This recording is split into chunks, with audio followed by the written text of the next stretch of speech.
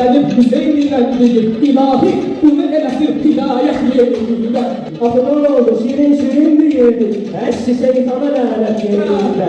Elə də bilən meyxana deməsinlər, qoy özünə ev qazanmaq yerində. Bu meydanda Elton Hüseyin'e karşı kazandı galibiyet yerində.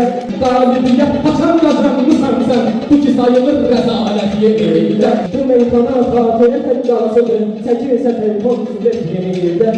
Siyyət sözü qabiliyyəyə girmədi, elə budur mənə fərsət yerində.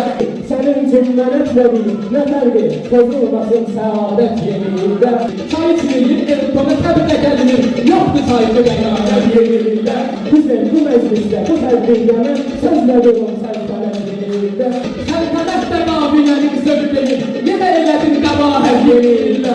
Musa bizim telefonu qoy aşağıda, qaydaya Hidayət yerində, telefonunun aşağıda qoymuşam mən, səndə var elə adət yerində. Hüseyin mənə bu gün qatdan atılsam, peki sayılır cinayət. Cinayətdir yoxsa nədir bilirlər, oralar edən nəzarət yerində.